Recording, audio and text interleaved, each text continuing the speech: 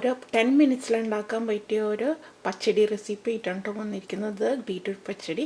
അപ്പോൾ വീഡിയോ ഇഷ്ടമായെങ്കിൽ തീർച്ചയായും ഷാലിസ് കിച്ചൻ സബ്സ്ക്രൈബ് ചെയ്യട്ടോ, എൻ്റെ അടുത്തുള്ള ബെല്ലൈക്കണും പ്രസ് ചെയ്യൂ, എന്നാലേ നിങ്ങൾക്ക് പുതിയ വീഡിയോസ് കിട്ടുകയുള്ളൂ. അപ്പോൾ നമുക്ക് നേരെ റെസിപ്പിയിലേക്ക് കിടക്കാം. ഞാൻ 2 ബീറ്റ്റൂട്ട് എടുത്തിട്ടുണ്ട്. അത് ചെറുതായിട്ട് ഗ്രേറ്റ് ചെയ്ത് എടുത്തിരിക്കുകയാണ് കേട്ടോ.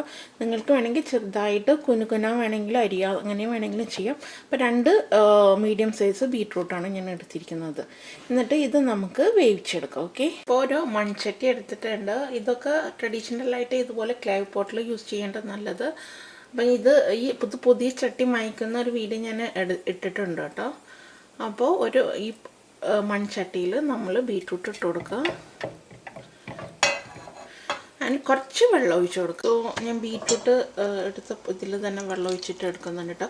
കുറച്ച് വെള്ളം ഒഴിച്ചാൽ മതി, കാരണം ബീറ്റ്റൂട്ടിൽ എന്തായാലും കുറച്ച് വാട്ടർ കണ്ടൻറ്റ് ഉണ്ടാവും. അപ്പോൾ ജസ്റ്റ് ഇതൊന്ന് നമുക്ക് വേവിച്ചെടുക്കാം. ഓക്കെ, ഇത് അടച്ച് വെച്ച് കുറച്ച് നേരം വേവിച്ചെടുക്കാം. അപ്പോൾ ഇത് പകുതി വെന്ത് വരുമ്പോൾ നമ്മളിത് ലിഡ് എടുത്തിട്ട്, ഇപ്പോൾ കണ്ട ഇതിലെ വെള്ളമൊക്കെ ഇങ്ങനെ ഇറങ്ങിയിട്ടുണ്ട്, ഇതിലേക്ക് നമ്മൾ ഉപ്പിട്ട് കൊടുക്കുക കേട്ടോ. എന്നിട്ട് മിക്സ് ചെയ്ത് കൊടുക്കുക.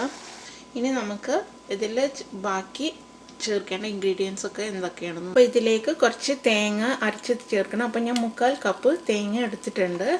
പിന്നെ വേണ്ടത് പച്ചമുളകാണ്. പച്ചമുളക് ഞാൻ 3 പച്ചമുളകാണ് എടുത്തിരിക്കുന്നത്. പിന്നെ ഒരു കഷ്ണം ഇഞ്ചിയും. ഈ പച്ചമുളകിൻ്റെയും ഇഞ്ചിയുടെയും ടേസ്റ്റാണ് കേട്ടോ ഈ പച്ചടിക്ക് വേണ്ടത്. അപ്പോൾ ഇത് 3ഉം ഒരു മിക്സിയിലിട്ടിട്ട് നന്നായി അരച്ചെടുക്കുക. ഇതിൻ്റെ ജാറിലേക്ക് നമ്മളുടെ തേങ്ങ ഇതൊക്കെ ഇട്ട് കൊടുക്കുക. തേങ്ങയും ഇഞ്ചിയും പച്ചമുളകും എടുക്കുക. എന്നിട്ട് ഇതിൽ കുറച്ച് വെള്ളം ഒഴിച്ചിട്ട് നന്നായി അരച്ചെടുക്കുക കേട്ടോ. ഇതിലേക്ക് വെള്ളം ഒഴിക്കുക.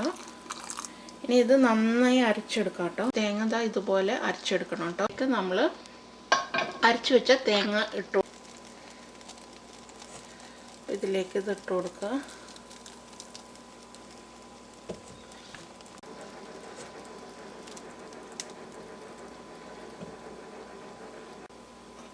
സോ ഇത് നന്നായി ഇളക്കി കൊടുക്കുക.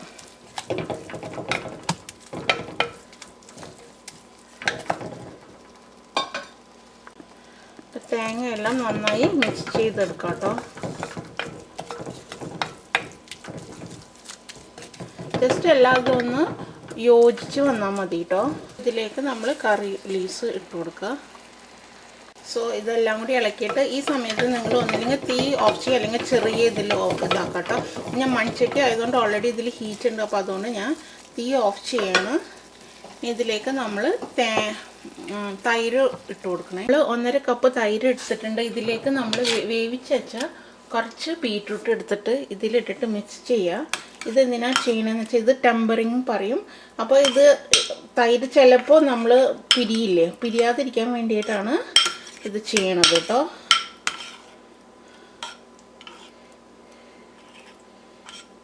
ഇത് മിക്സ് ചെയ്യുക.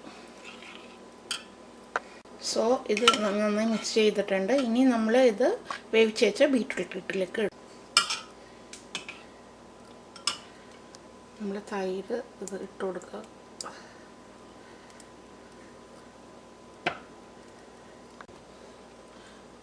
ബാക്കിയുള്ള തൈര് ഇട്ടിട്ട് നന്നായി ഇത് മിക്സ് ചെയ്ത് കൊടുക്കുക കേട്ടോ.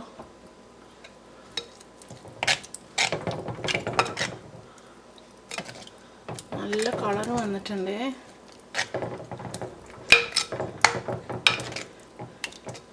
എല്ലാം മിക്സ് ആയിട്ടുണ്ട്. ഈ സമയത്ത് നിങ്ങൾ ഉപ്പൊന്ന് ടേസ്റ്റ് ചെയ്ത് നോക്കണം. ഉപ്പ് നമ്മൾ നേരത്തെ ഇട്ടതാണ്, കുറവാണെങ്കിൽ കുറച്ചും കൂടി ഇട്ടിട്ട് ഒന്ന് മിക്സ് ചെയ്ത് കൊടുക്കുക. ഓക്കെ, നമ്മൾ പാൻ ഓൺ ചെയ്തിട്ട് ഇതിലേക്ക് ഓയിൽ ഒഴിച്ച് കൊടുക്കുക കേട്ടോ.